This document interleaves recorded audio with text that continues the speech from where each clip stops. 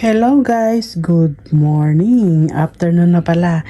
So magluluto ako ng aming dinner guys at ang naisipan kong iluto for today ay Filipino style spaghetti. So meron akong 4 bags ng ilang ml, 1 kilo. So meron akong 4 dyan. Yan lang yung sauce na gagamitin ko. Yung dati sa Pilipinas, dati dinadagdagan din namin ng ketchup, kaya lang wala tayong ketchup guys. At kasya naman na siguro yan. At bumili ako ng malaking cheese. Expired na pala to sa April. Yan. Yung malaki siya, yan yung ilalagay natin na pang pasarap sa ating spaghetti. At meron akong 2 balot ng pasta dito. Pero, isa lang siguro ang gagamitin ko. Titignan ko kung gaano karami mamaya kapag na iluto ko na ipalambot ko na yung pasta. At saka, yung iba ay gumagamit ng asukal pampatamis ng Filipino style spaghetti. Ako naman, maglalagay ako ng kondensada or condensed milk. At syempre, maghihiwa rin ako ng sibuyas at bawang. At syempre, dadagdagan ko mamaya ng paminta at asin. So, wait lang guys, ipe-prepare ko itong aking bawang at sibuyas. At bumili rin pala ako sa Chinese ng pang-grate ng cheese. Yan. Binili ko lang kanina nang pumunta ako. At ito na guys, ay i-chop ko na itong garlic na gagamitin ko sa paggisa ng spaghetti sauce.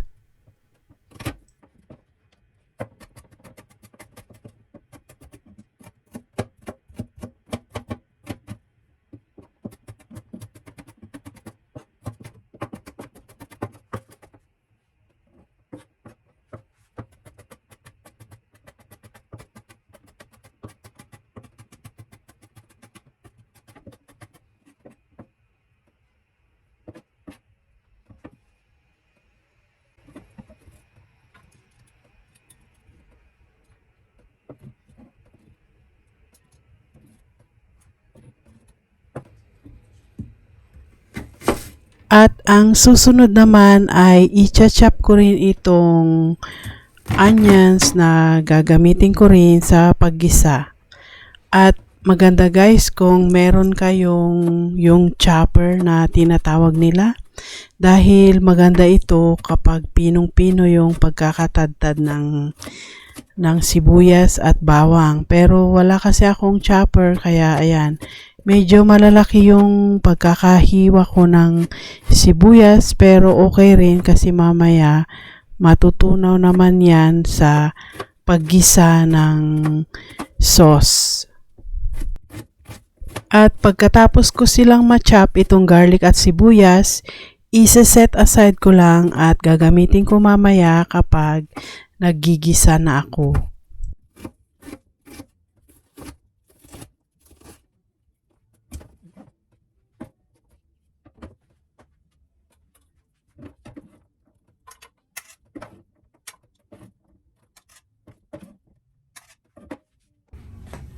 At nagpapakulo na rin ako ng tubig para sa spaghetti pasta. Nakalimutan kong ipakita guys, ito pala yung beef at saka pork. Paghahaluin ko siya. Tapos nakabili ako ng hotdog. Ewan ko lang kung masarap ito. Yan. Hindi ko alam, red yung loob. Oo, nakikita o yan. Ihalo natin sa spaghetti. Ayan, ito yung hotdog. Tignan ko kung anong itsura sa loob. Ayan, pula siya. Ayan. Ganyan, no?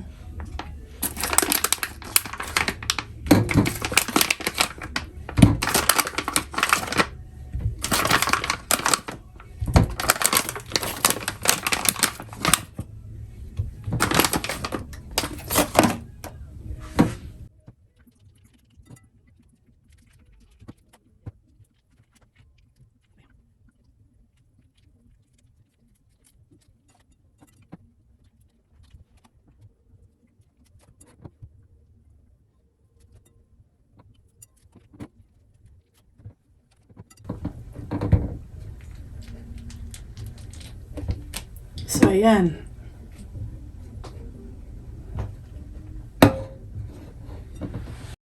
At dahil konti lang itong nabili kong hotdog, so ang gagawin ko, hihiwain ko siya ng pabilog na medyo maninipis para maikalat ko siya mamaya kapag ginagawa ko na yung spaghetti sauce. So, ganyan lang guys, kaninipis yung pagkakahiwa.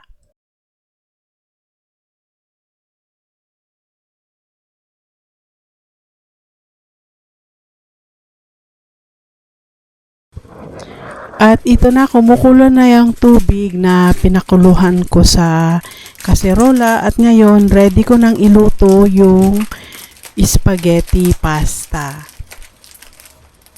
Sa kumukulong tubig, naglagay ako ng konting asin at konting mantika para habang linuluto ko yung pasta ay hindi sila magdikit-dikit.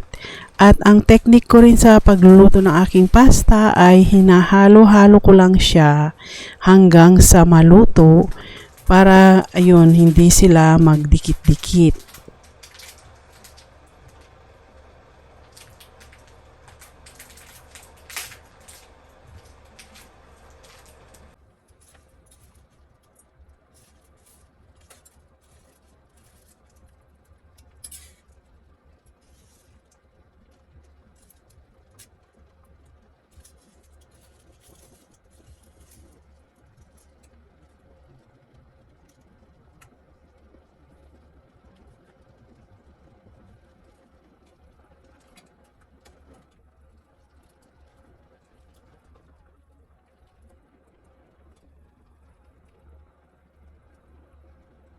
At ayan, luto na ang pasta. Ngayon, ilalagay ko siya sa strainer at babanlawan ko siya ng malamig na tubig para hindi na patuloy na maluto.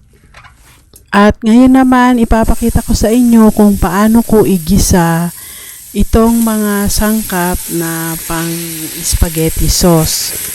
So, papakita ko yung way ng sunod-sunod na aking paggisa bago ko ilagay yung spaghetti sauce.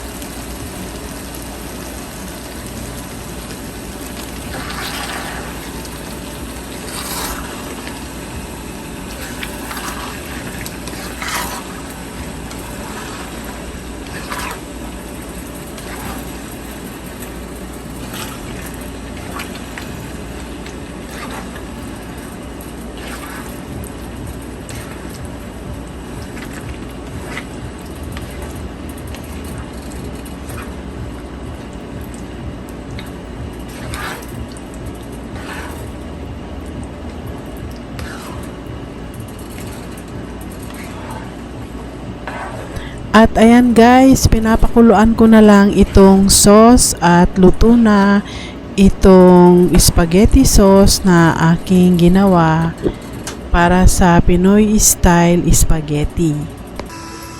So, ayan na guys, ang linuto ko na Filipino style spaghetti. Yan, meron siyang ginadgad na cheese na yung Eden cheese.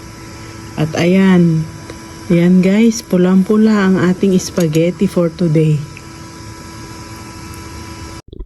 So, ayan lang for today's video guys. I hope nagustuhan ninyo itong video. Thank you so much for watching and I will see you again on my next one. Thank you so much. Bye!